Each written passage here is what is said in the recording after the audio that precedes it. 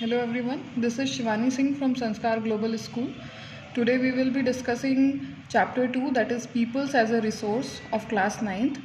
In this chapter basically we are going to study about the human capital, gross national product, that is GNP, human capital formation, that means how can we create jobs. Okay, then advantages of a more educated or a healthier population, that means there are two aspects of a very healthy population. That means the population should be educated and healthy. The very first topic that we are going to study is economic activities. So economic activities, we have discussed in chapter 1 also, that economic activities are the activities which are undertaken to earn some money, and this also results in the financial gain as well as it adds to the national income of a country. Okay, then the sectors that we have to study under this are basically three types: primary sector, secondary sector, and the tertiary sector. And from which the primary sector is known as the agricultural sector, secondary sector is known as the manufacturing sector, and the tertiary one is known as the service sector. So we will discuss in detail about the primary sector.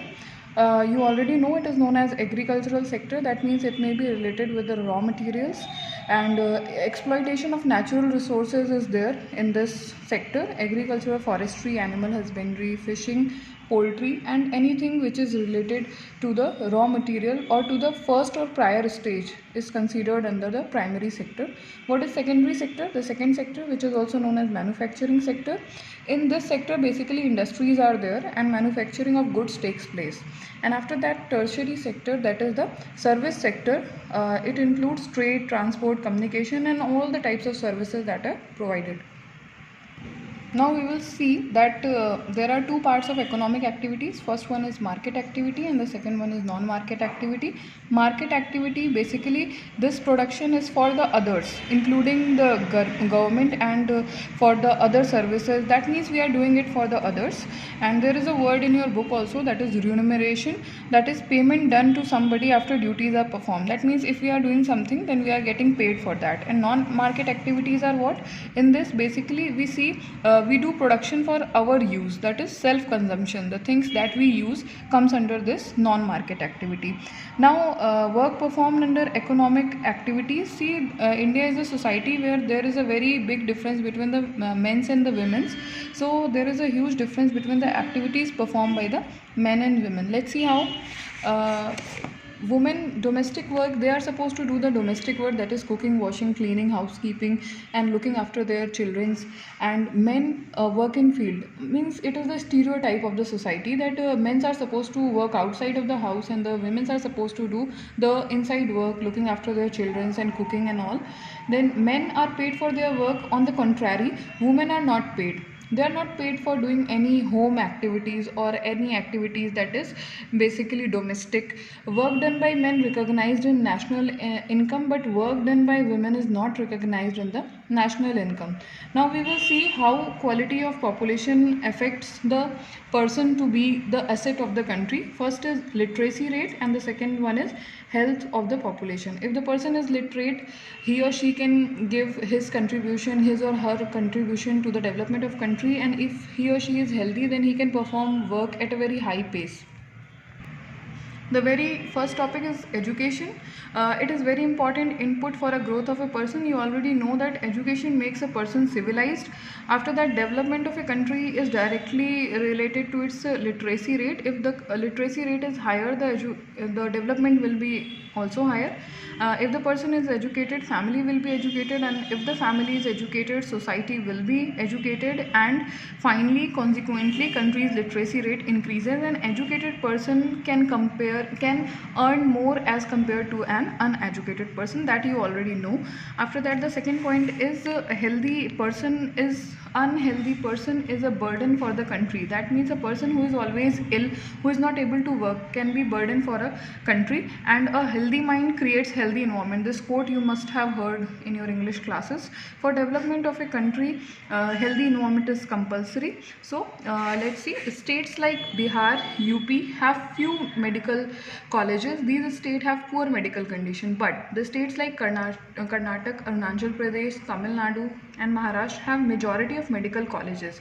So here health facilities are also better. So one thing we have to study is IMR. IMR is what? The students infant mortality rate. We have to discuss that if there is a baby who reaches age of 1 year, before that if that baby or that child dies, then that is considered as infant mortality rate.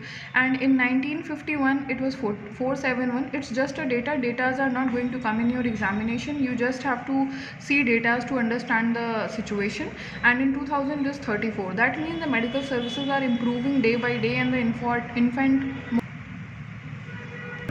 So we can see that the health services are improving day by day, and consequently the death rates are also decreasing. Next topic that we have to discuss is unemployment. When a person is willing to do work but unable to find work, that condition is known as unemployment. You know very well. It is liability to the nation. It leads to wastage of manpower and resources.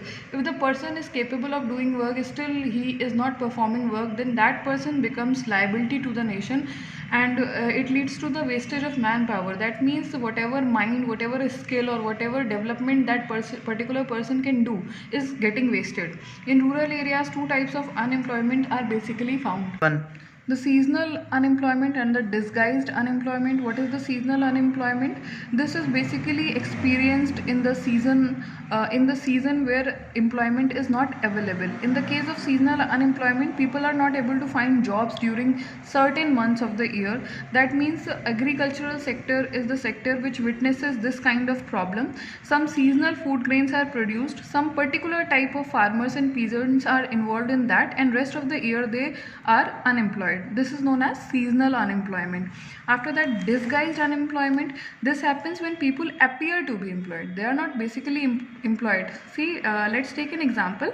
If there is an agricultural field and there 6 people are needed to work, but there 10 or 12 people are working, that means the work is divided. Their work will be completed earlier also, but they are not going to get the wages equally. Their wages will be reduced. Then this type of unemployment is known as disguised unemployment. That means the person is looking that person is working, but that person is not going equal enough amount of wages. Now there are kind of unemployment experience in the urban areas also. In urban areas, educated unemployment is basically prevalent.